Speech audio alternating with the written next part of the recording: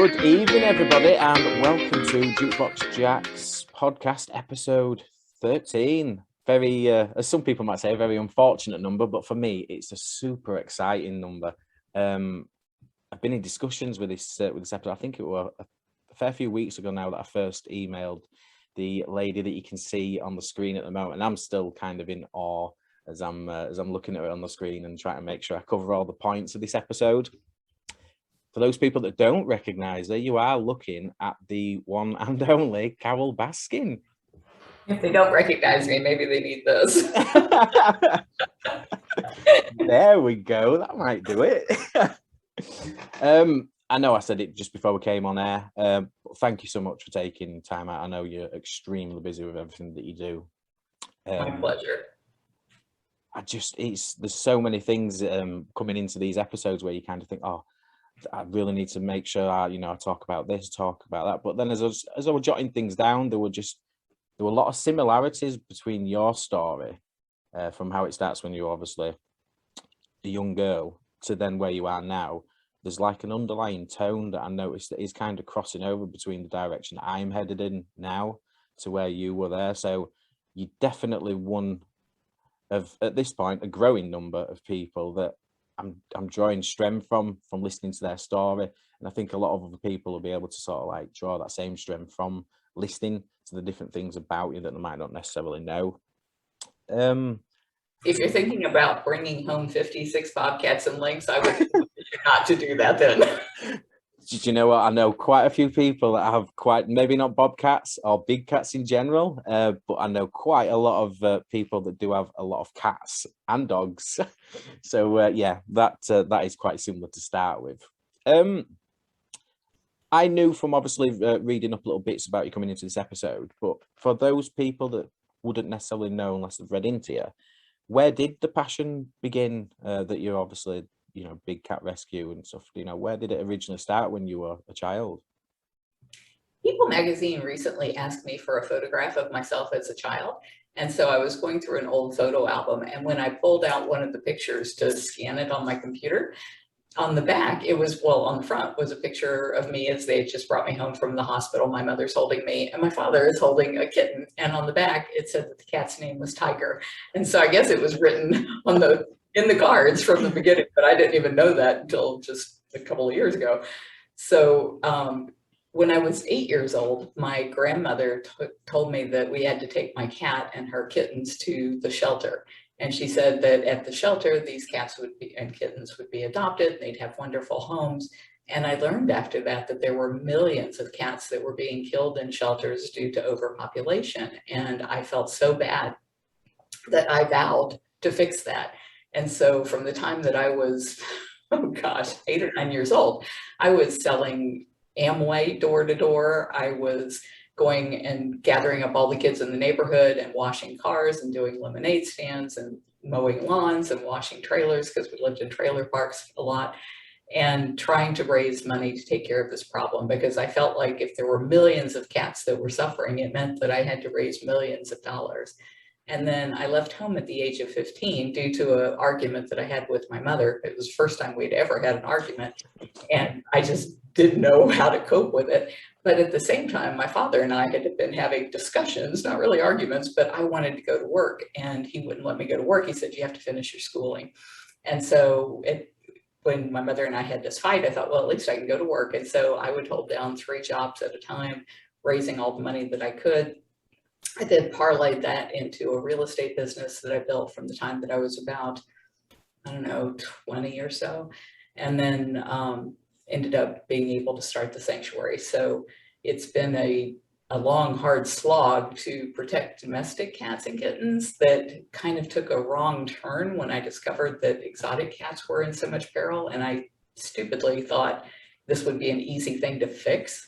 I really thought that there were 2 big junctures there, but at both of them, I thought, well, I can fix that. And I'm still nearly 30 years later trying to fix that so that people can't have exotic cats as pets or props or for their parts.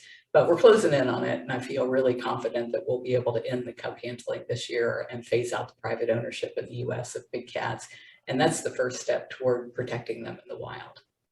See, that's amazing in itself that you say that. Obviously, an approximate age of 20 when you went down this path, because that was going to be one of my feeder sort of questions to that. You know, at what point did Big Cat Rescue start, like in terms of age? So obviously 20. If I try and picture myself at 20 years of age, try to go down that avenue, especially at the time when it was obviously, nowadays things are different out of the social media and things like that. But back then, that must have been amazingly hard work to like get it up from the, you know, the ground running kind of thing. Well, actually, it was my real estate business that I was building in my 20s.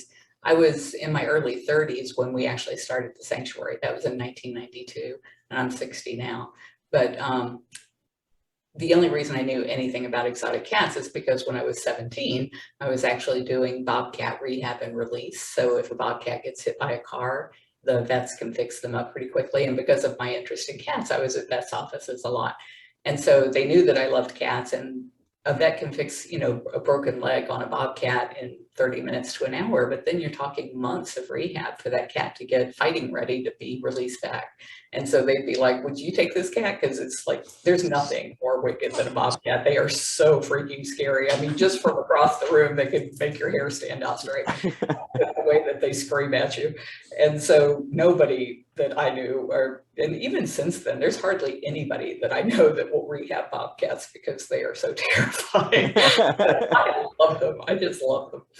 And so I started doing that when I was 17. So in my 30s, when I came across a bobcat at it was a exotic animal auction. Somebody was selling one that had been a pet. The guy next to me was bidding on her, and I leaned over and I said, when that cat grows up, she's going to tear your face off. And he said he was a taxidermist and that he was just going to club her in the head in the parking lot and make a den decoration out of her. And so I started crying, and my husband started bidding, and we brought her home, and that was what started the sanctuary in 1992. That's scary in the first part, that the guy would just openly, well, clearly he felt comfortable enough in society to just come out with a comment like that, that's what he intended to do. Because you would find in some cases that individuals, if they did have them sort of plans, they at least wouldn't express it publicly that that's what they're going to do. So I suppose that does kind of, you know, emphasize it even more where the current state of play were at that point for things like that. Most of the people in the audience were probably people that would have been perfectly fine with that kind of a statement. I was only there to buy llamas, you know. I didn't even know there was this whole thing about bobcats and lions and tigers being sold at auctions. I'd never heard of any such thing. It's scary to think that, obviously, I mean, from watching the show, obviously we'll lead on to that, but from watching the show, that alone opened my eyes up to, especially living in the UK, the sort of things that you, as in obviously Big Cat Rescue, that you're trying to, you know, lobby in terms of obviously meeting with politicians, try to reform and change certain laws to make things, like, it shone so much light on it that I just kind of just took for granted that these things were already in place in certain places. So it's scary to see that it's not on the sheer number. There were obviously, when you're talking about the bobcats and obviously your relationship that you've got with cats, as much as obviously you know, nobody wants to see them in captivity and anything like that, it was just more of a question from myself that do you feel like especially if they've been really young when you first had them to them, and ultimately when you've released them and things like that, is there a connection that you feel that they feel towards you, like an awareness of who you are, that you've helped them along the way? In their cat-like way, perhaps. There was a cougar that we rescued. The cat was, I think he was like 17 at the time, and he was on death's door, and the people who had him said that they didn't want to euthanize him, which is what their vet was saying they should do, because 17 is really old for a cougar. And they instead brought him to me. And so I went out to their station wagon, and I pick up this cat, you know, and I carry him into my house and just laid him on my dining room table. He was that far gone. And I figured, okay, I'll have to call the vet, arrange time to go up there and have this cat euthanized, because no way he's going to live. And we had a bag of IV fluids that happened to be in there from another cat that we'd been treating. So I just hooked him up to IV fluids. And like in a few minutes, this cat was feeling so much better, and he lived to be 29 years old here. But yeah, he turned out to be the oldest cat we've ever had. He was like 1 month shy of turning 30.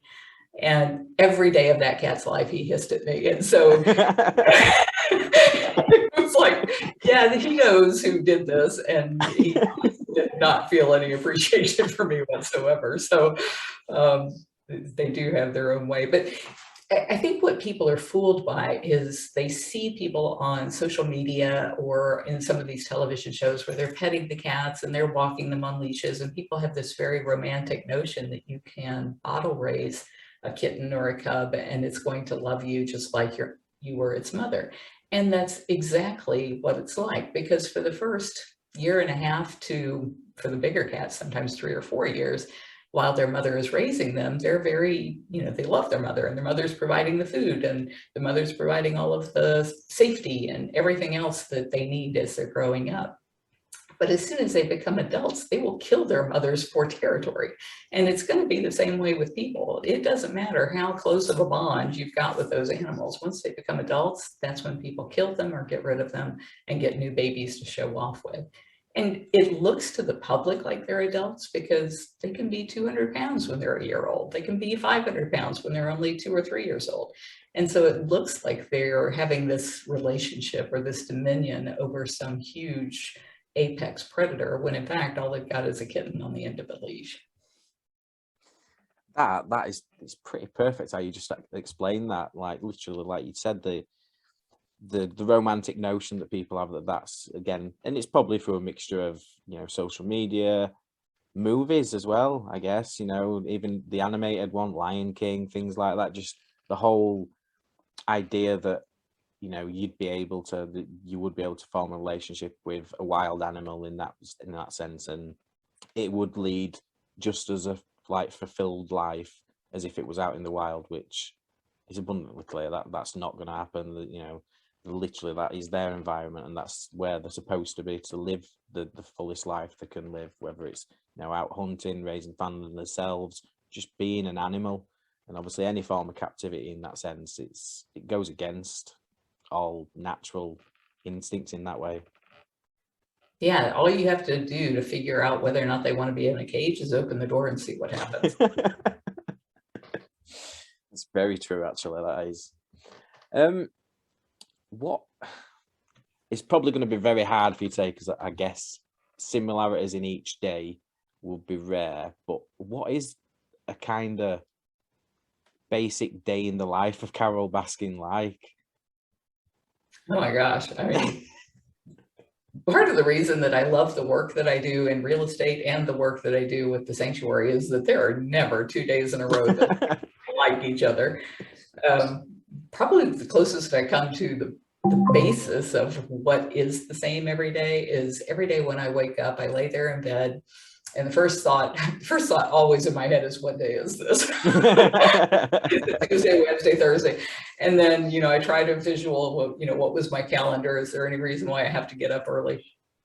And once I've gotten that out of my head, then I just lay there and I think about all the things that I am so grateful for, everything that has given me so much opportunity to do good in the world and to feel good about doing good in the world. And I rattle those off until I get myself out of bed and trundle into the restroom and, start brushing my hair and doing all of the stuff that I'm doing to get ready. I make a cup of coffee, turn on my computer, and by about 7:30 every morning, I'm answering emails. So that part of my day is the same almost every single day.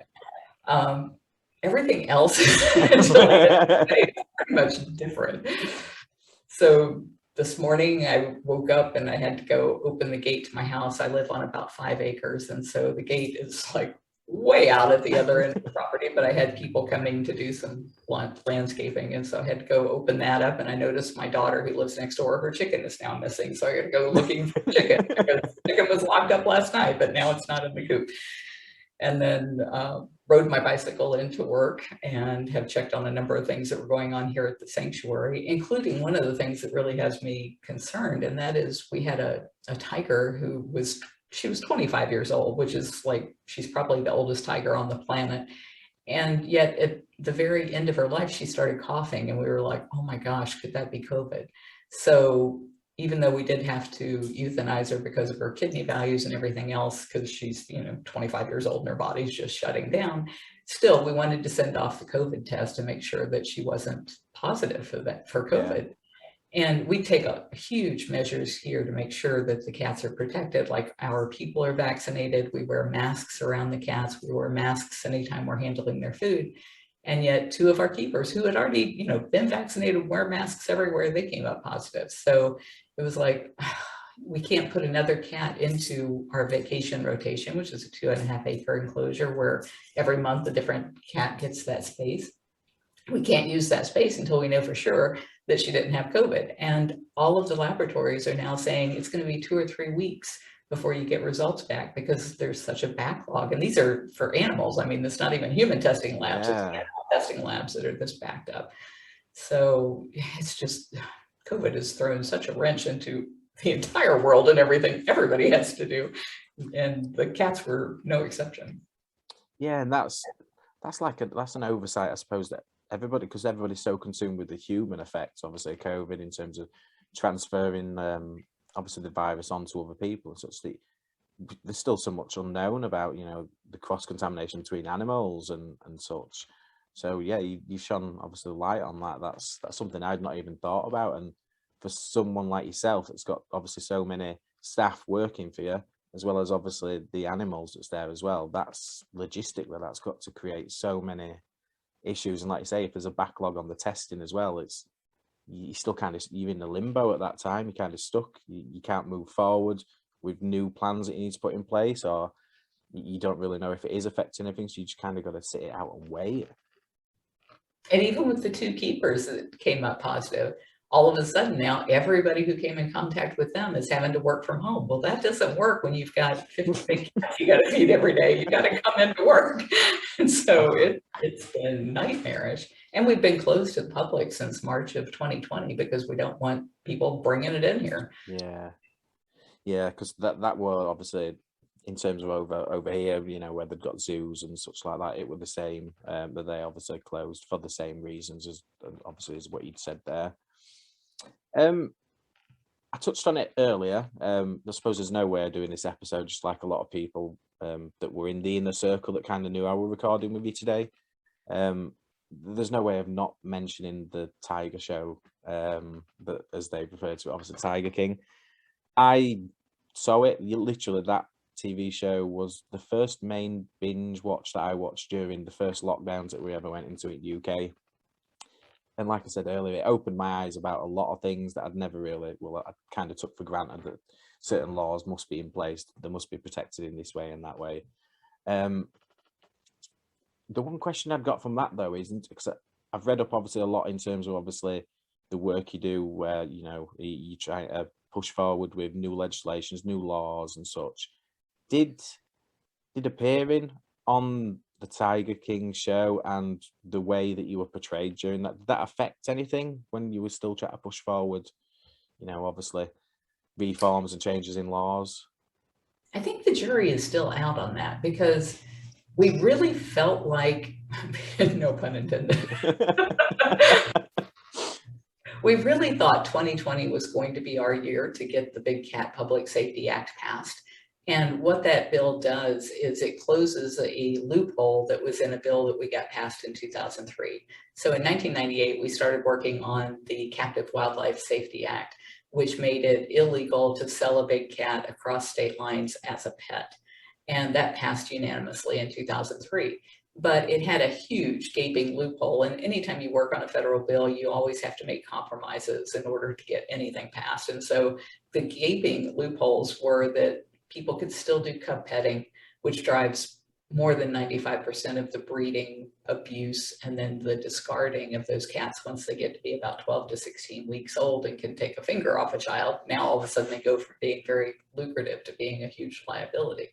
And so it does away with the cub petting, makes it illegal for people to do it so that there's nobody supplying cubs to do it. And then the other thing it does is it phases out private ownership. So people who have them can keep them.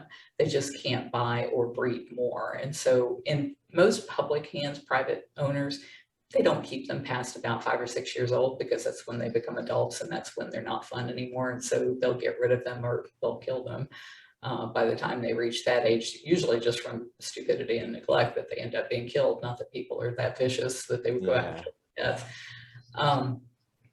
So this bill we've been working on since 2003. We thought 2020 is our year. We had over 200 co-sponsors in the House.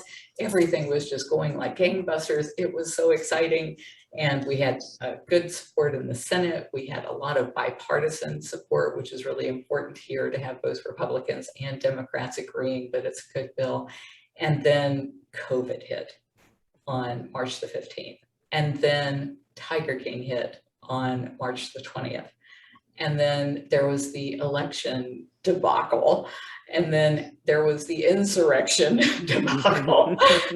But despite all of that craziness that was going on out there, we still got a vote in the House on December the 13th of 2020. For the first time ever since we've been trying to close this loophole, we finally got a vote in the House on the floor. And we won with a 2/3 margin, which is not easy to do on any kind of a bill. And so we were so excited. We were hoping that they would send it over to the Senate in the last month of the session and that it would pass. And the Senate didn't pick it up. And so, you know, there's something like, I forget how many, I mean, it's like 3% of the bills that are out there actually ever get to the floor for a vote. Wow. Yeah, so there's always all kinds of crazy stuff people are trying to get passed into law that never makes it, thank goodness. But something important like this also can't make it because of all the other stuff going on. So we had to start over in January. We have a 2-year congressional session here. But despite having started over just in January of this year and still facing, you know, the insurrection and all of the political unrest and everything else, we now have 207 co-sponsors in the House, and I think we only need 218 to have a majority, so we're really close, and we're adding people every day. And then in the House, I mean in the Senate, we have 24 co-sponsors, and for the first time, we had a Republican co-sponsor at the very beginning. So usually we were only able to get a Democrat, and we'd have to really try to get Republicans on. This time we got Democrat and Republican support to be the initial signers of the bill, which is making it easier now to get more Republicans and get more bipartisan support in the Senate. So I really think that we're going to do it this year, but it's like Tiger King wasn't what made that happen. It was already supposed to happen, and Tiger King just kind of threw a wrench into it. And I didn't know, after Tiger King came out, it portrayed me in such a horrific light. And people who knew us and our supporters who knew us, they knew that was crap. And so I wasn't worried that we would lose our current donors, but I didn't know how people who didn't know me would react to me, or whether they would support the sanctuary if that was their only basis, because it was pretty clear from all the memes I was seeing and all the nasty things that were being said in the press that people actually believed what they saw in Tiger King, despite the fact that 5 minutes worth of research and you can debunk most of it. And people just didn't do that. They, you know, who watches TV and then goes to the internet to find out what it's like? They just don't. So the thing that I was most worried about was whether or not I could even go into Congress. Would they give me any kind of a meeting with anybody to talk about this bill because of the way I had been painted? And there was a time, it was in, I'd say probably the fall of 2020, we worked with a coalition of other big animal groups like the Humane Society of the United States, the International Fund for Animal Welfare, Born Free, a lot of big organizations that you also have there in the UK. And we're all working on this federal bill together. And so they were putting together a press briefing and having all of the senators and representatives come and the media come for a big event. And they asked me not to come. And the reason was they felt like I would just draw all of the air out of the room, because all anybody wants to talk about is Tiger King. And what we need to talk about is getting this bill passed. And I understood that. And I was happy, well, I wasn't happy to stay home, but I absolutely understood why I needed to stay home, because this bill needs to pass. And it's not about me, it's about protecting the cats. But what I found since then is that there have been, this year, there have been a number of times where I've been able to have an audience with senators and their family members, and they have obviously referred to Tiger King, so they didn't know who I was before Tiger King, and yet it's given me enough of a celebrity status that I'm able to get an audience with them.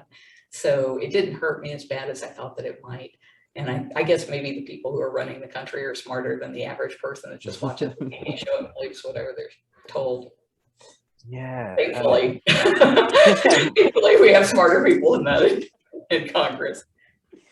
Yeah, and that was one of the questions that we're going to have, but you did pretty much cover it as well. That did kind of appearing on something like the show. Did it affect? Well, did you notice that it affected your mental health, or even, I suppose, to those people around you, your friends and your family, like them seeing the things that were printed about you or that were being claimed about you when they knew it weren't true? Like, were those sorts of things happening as well? That was the hardest part, was how my family had to deal with that, and my friends and the volunteers and the staff at the sanctuary. Because if you could think about somebody saying something horrible about you, even saying those exact same things about you, all of a sudden you're blindsided and you have just been portrayed as this gold digging, home wrecking murderer. And you're like, no, I'm not. That's not who I am. None of this is true. You know, in your heart, you can feel that. So it's like, there's nothing, just because people are saying that about you doesn't affect your, I wouldn't think it would affect your mental health, because you feel like they just don't know what they're talking about. Whereas your family, I can imagine your daughter and your significant other being like, feeling like they just have to protect you, because how dare people say those things about you? They know that's not true about you, and now they feel like they have to defend you. And I hated that people felt like they had to defend me for such ridiculous claims. And so I think that was hard on them, and that's what was hard on me. My personal attitude toward everything is that everything happens exactly as it's supposed to. And so when I see something like that happen, I might sit back and go, what was that? But at the end of the day, I'm like, okay, that was supposed to happen that way, and I'll figure out why it was at some point. And usually I do. It's them moments, like you say, it's the people around you. And you could water off a duck's back, the old saying there. I can take it in my stride. It is what it is. I know the truth. Nothing else matters. But then it's seeing the impact it has on your friends and your family, and then you think those people that are saying these things, that are writing these things, they don't think about that at the time. They just want to grab headlines. They want to cause controversy. But it's seeing those people around you that are so eager to, rightfully so, defend you. But it's like, look, we don't need to go down this avenue. I appreciate why you feel the need that you do need to defend me, but we know what the truth is, and that's all that matters. I get through each day knowing that. But it is, yeah, it's sometimes it's easier said than done when it comes to seeing your loved ones around you and those close to you struggling with what they're hearing about you. Most definitely. And in this case, it was so much more than just what people were saying. People were being violent. People were threatening to storm the gates of the sanctuary. People were gathering outside. My daughter and I live next door to each other. They were gathering outside of her home, and she had surveillance cameras up, as do I. And she would come home and play these surveillance cameras of people cursing and swearing and threatening and trying to come over the fence. And she's just like, I don't even want to live here anymore. I want to go someplace where nobody knows my name. And I feel so bad about that, because we live on a piece of property that is just a piece of paradise. It's 5 acres that is just like pristine Florida living. And I fortunately got it at a foreclosure sale back in the 80s for like $35,000. So super cheap piece of property, but it's so gorgeous. Yeah, it's scary to think, obviously, the number of things that I've read in terms of, obviously, the death threats to you and things like that obviously were already happening before it got highlighted on the show, with Joe and things like that. But it is scary to think that somebody who's trying to do what you're trying to do, as well as the collective group of people that's that's in your supportive bubble that's helping you, it's still scary to think that there's people still trying to cause harm to people that are trying to do good. And that's ultimately what it is. It's a good thing. What's the premise behind Big Cat Rescue and other similar charities that are trying to help people. And I understand where a lot of those threats are coming from, for pro hunting activists and people like that, that so that don't literally see animals for what they are. They see them as a possession, a prize, and things like that. And it's still mind blowing in the sense that you feel like you have to defend yourself to those people, and then that you're also receiving these death threats and other things from people like that don't really have any moral clarity as far as I see it in that sense. Yeah, if you think about the kind of people who torture and maim animals for fun and for sport, those being the people who have been weaponized by Tiger King, it's just, it's mind-blowing how much more dangerous my world and that of those around me is than it ever was before. Yeah, it's scary. It really is. But the one thing I have, just from watching various things about you and reading up on different things about you, you've still got that test of character where, despite all that, you're still driven, you're still positive to continue every day, move forward into each new day, pushing forward with the positivity and reaching the target that you obviously you set out when you were younger. And I think that's brilliant in especially in this day and age, of not forgetting that and kind of not shining the headlights on the negativity so much, but just focusing on the positivity in terms of obviously the things that you're trying to achieve. So many people, and I'm assuming that most of them are younger people, just from the way that they write to me on social media, on our YouTube channel, and our Facebook channel. So many people have said, you know, that they felt like I was an inspiration to them to stand up to the bullying that they experience at school, or the negative way that they have been treated by others, whether it be abusive relationships or things like that.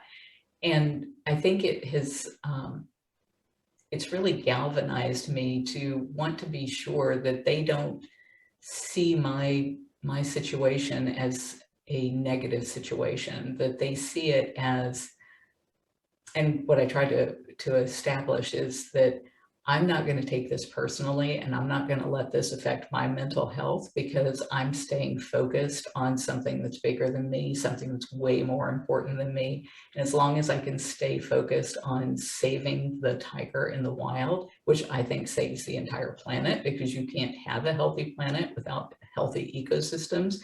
You can't have healthy ecosystems without the apex predators there. By being able to show people that that's the way you deal with your hardship, you don't dwell on it, you don't bathe in it, you don't let it get. Instead, you stay focused on that outer thing that you can do, and you turn everything that you possibly can toward achieving that goal, so that you aren't having to suffer inside, because what you care about is bigger. And so I would really hope that anybody that listens to this, or that knows my story at all, would try to find what makes them angry. I think that's what really, if you think about, people always say, what's my mission? If I ask you, what makes you mad? If you think about what it is that makes you mad, and then I say, go fix that, you got your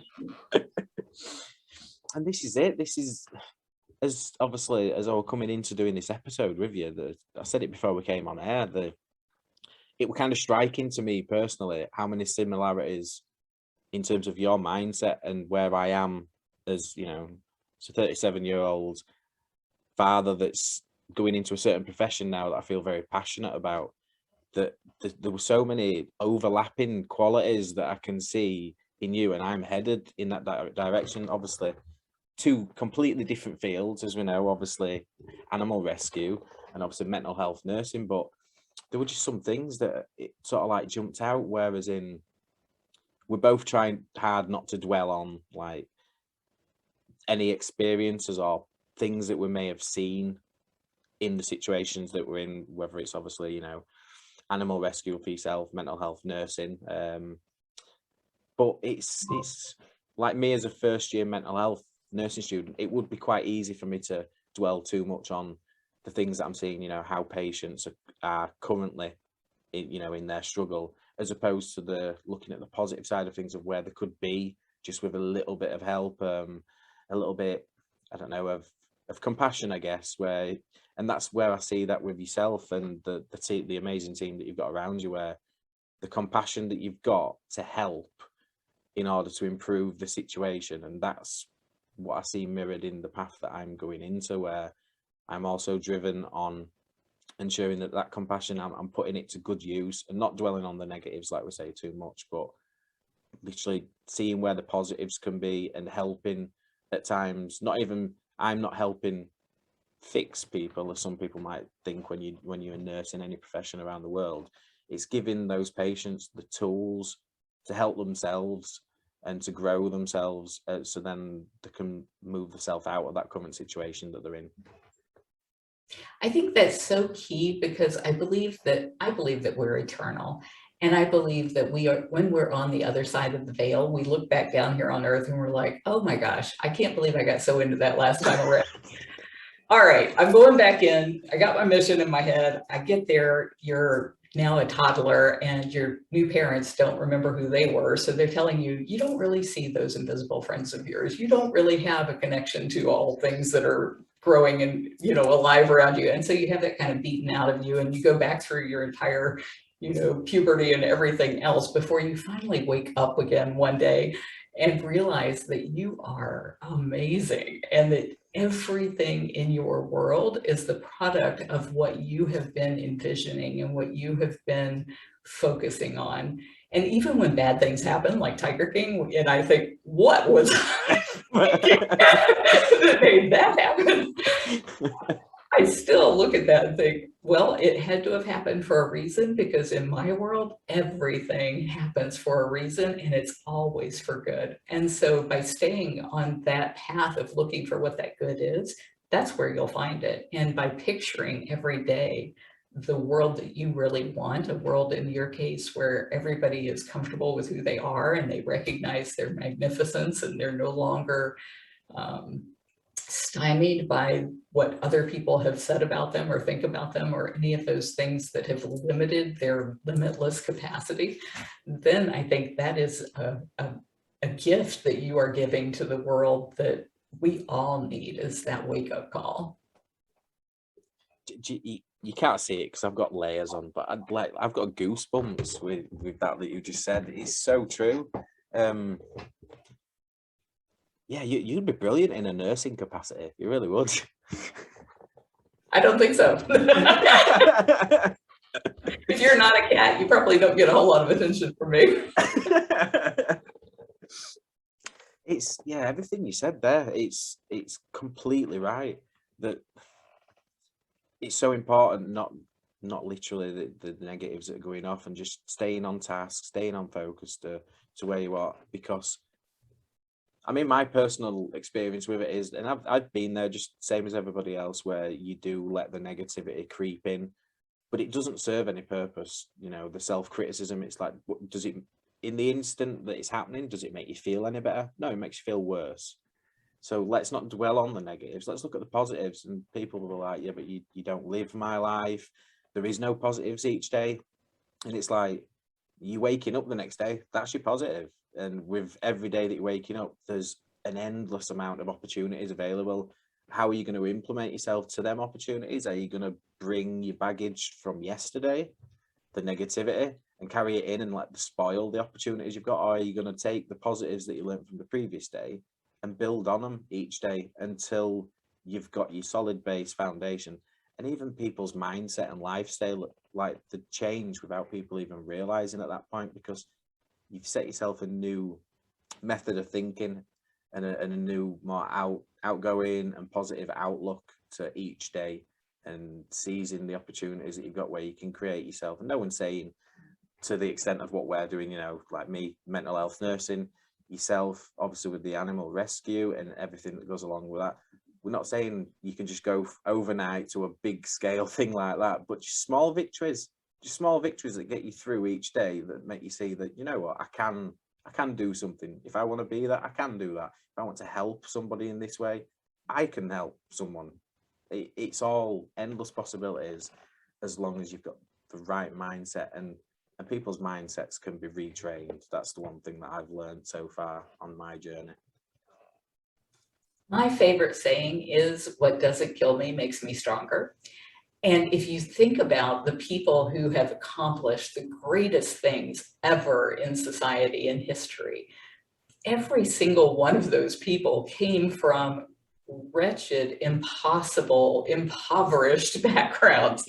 Nobody was born into a rich family, had the silver spoon in their mouth all the time they were growing up, and then went on to do anything really valuable. Not one. So if you're not living that life, be happy you're not living that life, because you're one of those people who's going to take those experiences, learn from them, and turn those into positives that are going to change the world.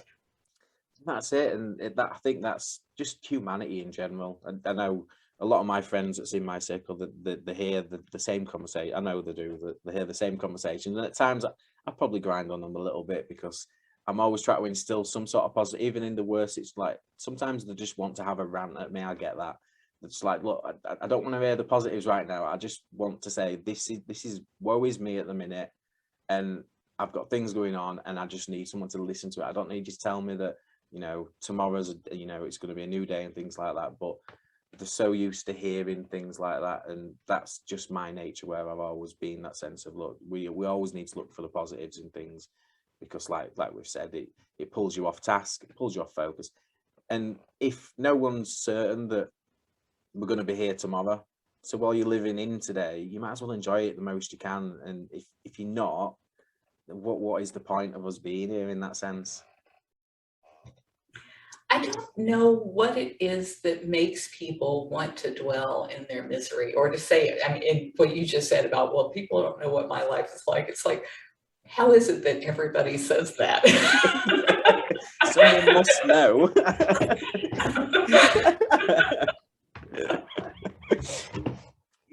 It is so true. Like, so many people say it, don't they? And it's like, if you counted up all the people around the world that said that, it's like, you don't know.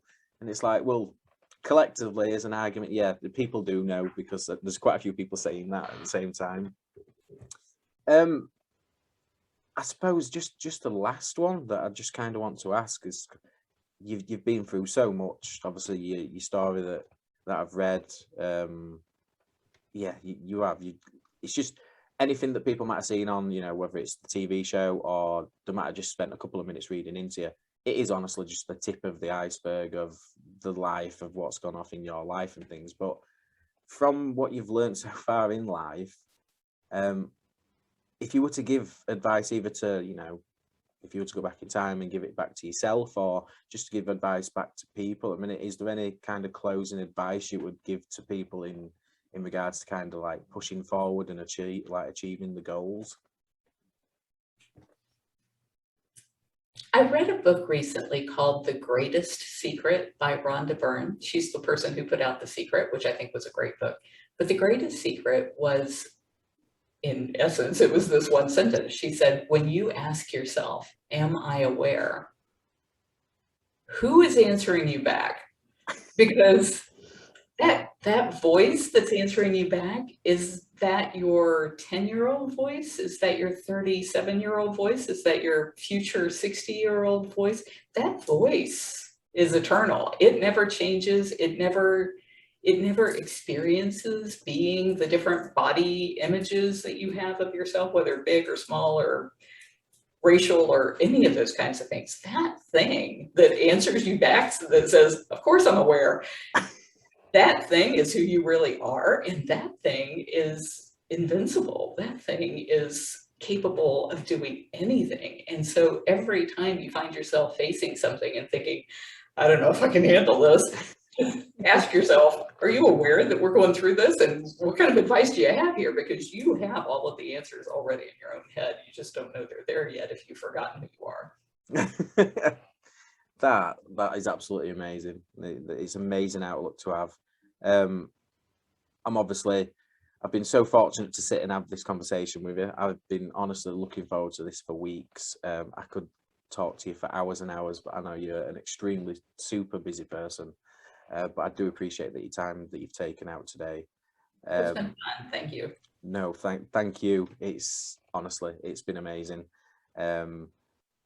This episode will be checked out by so many people. I kept it on purpose, as I didn't even put a teaser out, because normally I'll say, oh, I've got this certain guest coming up in this episode, I specifically left this one out. I've put no teasers out or anything. I want it to be a complete surprise for people. You are doing some fantastic work. The people around you, your team, and the extended family, I guess we could call it, that you've got around yourself. It's helping breed that positivity that we're all talking about. So continue to do what you do. I know you will anyway. But yeah, it's been an absolute honor to talk to you. I've really appreciated it, and thank you for your time. Well, thank you, and good luck with your studies and with getting certified and all of the people that you're going to help. Thank you so much. It's yeah, it's been brilliant. But thank you for your time, Carole. Really appreciated it. Bye-bye.